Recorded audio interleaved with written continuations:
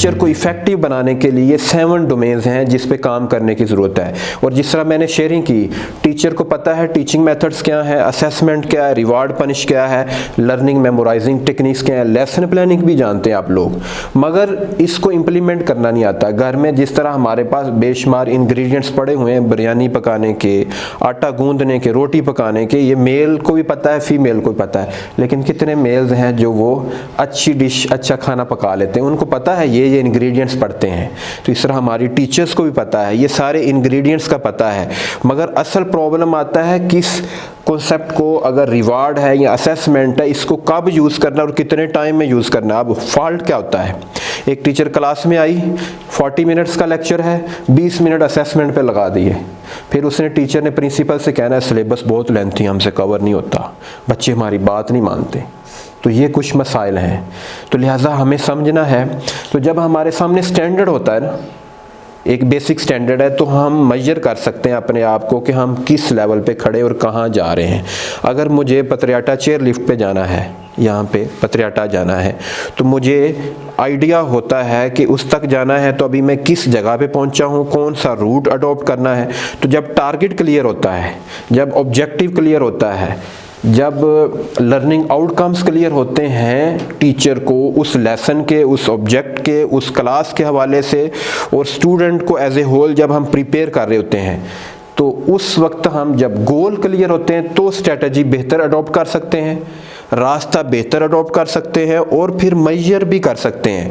तो पूरी lesson planning में और पूरी टीचिंग में 3 चीज़ें बहुत इंपॉर्टेंट होती हैं। एक गोल,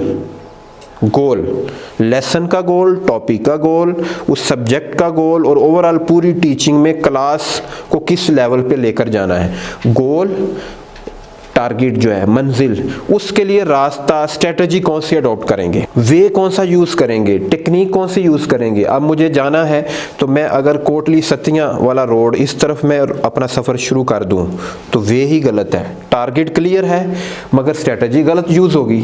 अच्छा, फिर टूल कौन सा यूज़ करना है, गाड़ी कौन सी यूज़ करनी है, ये चीज़ सारी ये टेक्निक्स में आती हैं। उसके बाद फिर असेसमेंट है, क्या हमने गोल तक पहुंच गए हैं, गोल से कितना दूर हैं, कितने टाइम में पहुंचे हैं।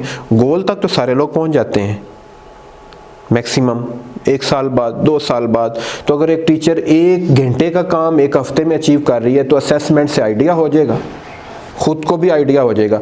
तो इसलिए गोल, फिर स्ट्रेटजी, फिर उसकी असेसमेंट, ये 3 चीज़ें हर काम में, टीचर्स की एवेल्युएशन में एज ए स्कूल लीडर के तौर पर, और जो वाइस प्रिंसिपल है, सब्जेक्ट कोऑर्डिनेटर हैं, हर एक को अपनी जॉब के हवाले से ये 3 चीज़ों को मद्देनज़र रखना है। तो टीचर्स की डोमेन पे जिस तरह हम बात कर रहे थे, तो टीचर की जो 7 डोमेन्स हैं जिस पे हर टीचर को पता होना चाहिए ताकि वो इफ़ेक्टिव हो, इन्फ्लुएंस करे और स्टूडेंट्स की लाइफ में चेंज आए और वो स्टूडेंट्स आगे हमारे मुल्क की लाइफ के लिए, मुल्क की तरक्की के लिए बेहतर रोल प्ले कर सकें। तो इसमें पहला जो हमारा है वो लेसन प्लानिंग, दूसरी जो डोमेन है वो है क्लासरूम मैनेजमेंट। अब क्लासरूम मैनेजमेंट क्या होती है, इसके इंग्रेडिएंट्स क्या हैं, इसकी इंपॉर्टेंस क्या है, इसकी स्ट्रेटजीज़ क्या हैं, इसमें कौन कौन सी डायमेंशंस हैं। फिर तीसरे नंबर पर जो तीसरा मेजर एरिया है वो टीचिंग मेथड्स हैं, टीचिंग स्ट्रेटजीज़ हैं, टीचिंग टेक्निक्स हैं, कौन सी उन्होंने यूज़ करनी है, स्पेशली टीचिंग मेथड्स के डायमेंशन में। चौथी जो डायमेंशन है वो है learning and memorising techniques. Third में टीचिंग मेथड्स में हम नॉलेज ट्रांसफ़र करते हैं, अंडरस्टैंडिंग ट्रांसफ़र करते हैं, मगर लर्निंग के लिए अंडरस्टैंडिंग और चीज़ है, लर्निंग और चीज़ है।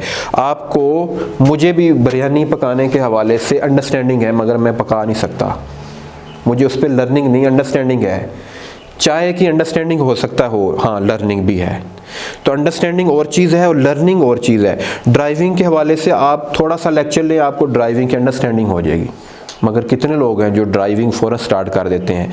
इवन जब आपने कुकिंग, आटा गूंदना, रोटी पकानी तो अंडरस्टैंडिंग आपको हो जाती है देखकर, मगर सीखते कब हैं, जब बार बार प्रैक्टिस होती है। तो ये लर्निंग और चीज़ें दोनों को मर्ज कर देते हैं और टीचर इसको क्लास में एक लेसन में मद्देनज़र नहीं रखते। तो लर्निंग मेमोराइजिंग टेक्निक्स हैं। फिर फोर्थ पे असेसमेंट एंड एवेलुएशन है। असेसमेंट हमें कब करनी है, कितने टाइम में एक क्लास के अंदर करनी है, किन किन इंटरवल्स को मद्देनज़र रख के करनी है, कौन कौन सी टेक्निक्स के ज़रिए असेसमेंट करनी है। बात को फॉलो कर रहे हैं। और फिर 6 नंबर पर है रिवार्ड एंड पनिश करना। तो रिवार्ड पनिश अगर हमने गलत तरीके से किया तो उसकी वैल्यू नहीं होगी।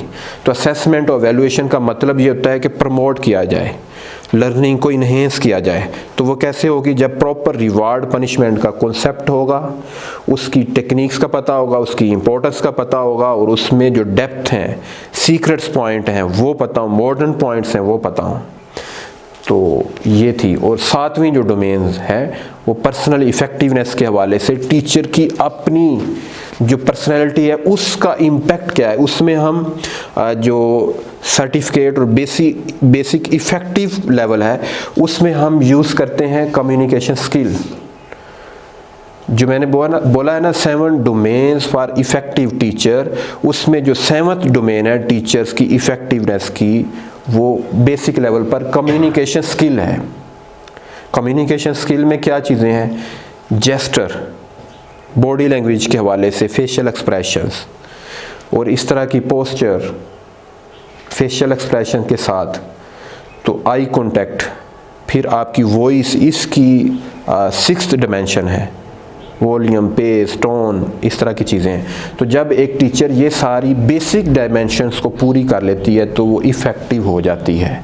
कितनी इफ़ेक्टिव होती है, अगर आप 2 साल इस पे काम कर लें तो पूरा जो डिस्ट्रिक्ट पिंडी है इसके जो टॉप के टीचर रेलिवेंट फील्ड के, आपकी रेलिवेंट क्लास के लेवल के हैं, 2 सालों में आप 100 टीचर्स के अंदर ईजीली खड़े हो सकते हैं।